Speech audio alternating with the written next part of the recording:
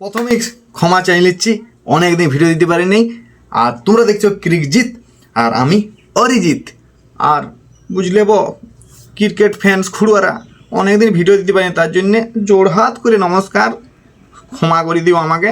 চলো ভিডিওটা শুরু করা যাক। 2026 আইপিএলের ফার্স্ট মেগা ম্যাচ 28 মার্চ হতে চলেছে। বিরাট জবরদস্ত ফাইট।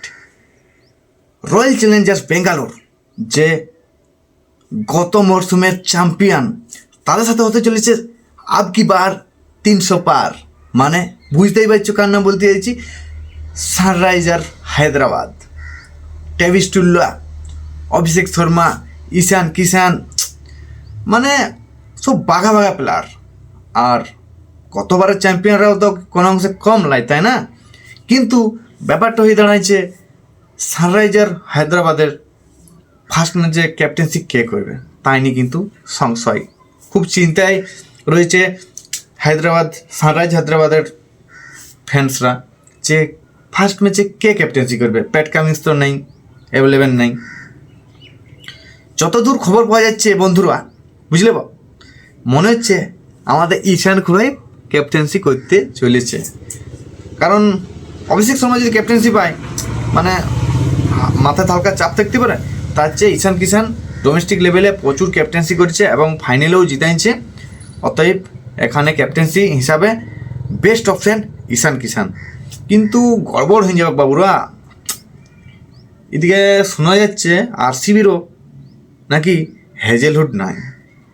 তাহলে পুরো চাপটা আরসিবি ফ্যানদের এটাই প্রশ্ন, এটাই সংশয় যে হেজেলউডের রিপ্লেসমেন্ট হিসাবে কে খেলবে। ভুবনেশ্বরের উপরে তো প্রচুর চাপ পড়ে যাবে রে কী হবে তাহলে? প্লেইং 11 কী হতে চলেছে সেটাই চাপের। আর আরসিবি ফ্যান খুড়ারা, তোমাদের তো চাপের কিছু নাই। চাপ তো আছে আবার এসআরএইচেরও, কারণ তাদের মিস্টার সাইলেন্সার প্যাট কামিংসও এখন অ্যাভেলেবেল নাই। চাপ লিয়ার কিছু নাই, ওদেরও মেন বোলার। আর বিশেষ করে তারা তো বোলিংয়ে ধ্যান দেয়নি, কারণ তার ব্যাটিংয়ে মারকুট পারফরমেন্স দেওয়ার জন্য তারা তো ব্যাটিং লাইন আপটা তৈরি করে রেখেছে না। তোমাদেরকে একটা পরিসংখ্যান বলে রাখি, এখন পর্যন্ত আইপিএলে সানরাইজার হায়দ্রাবাদ আর আরসিবি টোটাল 25 বার মুখোমুখি হয়েছে। তার মধ্যে 11 বার জিতেছে আরসিবি আর 13 বার জিতেছে সানরাইজার হায়দ্রাবাদ, আর একবার ড্র হয়েছে। তো ভাই এটা আইপিএল, এখানে রেকর্ড গড়ে রেকর্ড আবার ভাঙে, রেকর্ড করে রেকর্ড ভাঙে। সে যাকগে গেল এসআরএইচের কথা আর আরসিবির কথা। এবার আসি কলকাতার। করবো লড়বো জিতবো রে, তোমরা চাপলিও না, তোমাদের জন্য আপডেট আছে। মাথিসা পাথিরা না জয়েন করবে, কিন্তু ব্যাপারটা হয়েছে চাপ আছে বস। 2টা ম্যাচ হয়তো মিস করতে পারে, কিন্তু আসবে, একদম আসবে, চাপলিও না, আসবে। আর আরে বাপ, বিরাট লম্বা তাল গাছের মতন মজুরবানি জিম্বাবুর প্লেয়ার, বিরাট পারফরমেন্স দিয়েছে। এই যে গেল না টি20 বিশ্বকাপ, বিরাট পারফরমেন্স, তোমরা তো সবাই জানো, একদম লাগাতার তার পারফরমেন্স ভালো।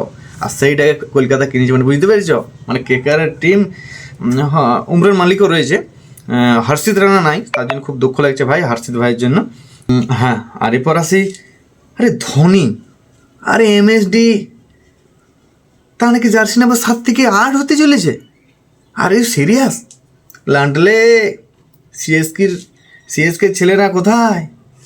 আরে আরে আরে আরে ধোনি যে আইপিএল, মানে ধোনিকে দেখার জন্য এত উৎসাহিত প্রত্যেকটা এমএসডি ফ্যান। এমনকি এমএসডি ফ্যান হওয়ার দরকার নেই, যারা ইন্ডিয়ান ক্রিকেটকে পছন্দ করে তারা ধোনির অধিকাংশ লোক ফ্যান, আর বিরাট কোহলির ফ্যান অধিকাংশ ছেলে। মানে তো সেই জায়গা থেকে যদি ধোনির 7 নম্বর জার্সি নাম্বারটা চেঞ্জ, মানে একটা কথা ছিল না, থালা ভরে রিজন 7, সেটা না, এই আইপিএল মনে হচ্ছে 8 হয়ে যেতে পারে ভাই। দেখা যাক কি হয়। এমআই ফ্যান্স, মুম্বাই ইন্ডিয়ান্স, তোমাদের জন্য কি বলবো রে ভাই, বলো। হ্যাঁ, আরে লান্ডলে তোমাদের এতগুলো ইন্টারন্যাশনাল ক্যাপ্টেন একটা টিমের মধ্যে আছে, তোমাদের নিয়ে আর কি বলতে হবে। আর শোনা যাচ্ছে রোহিত দা ফিটনেস দেখেছ, ফিটনেসটা দেখবে, ফিটনেস লেভেলটা ইনস্টাগ্রামে একদম কাঁপায় দিচ্ছে রে ভাই, যে রিলসটা দিচ্ছে।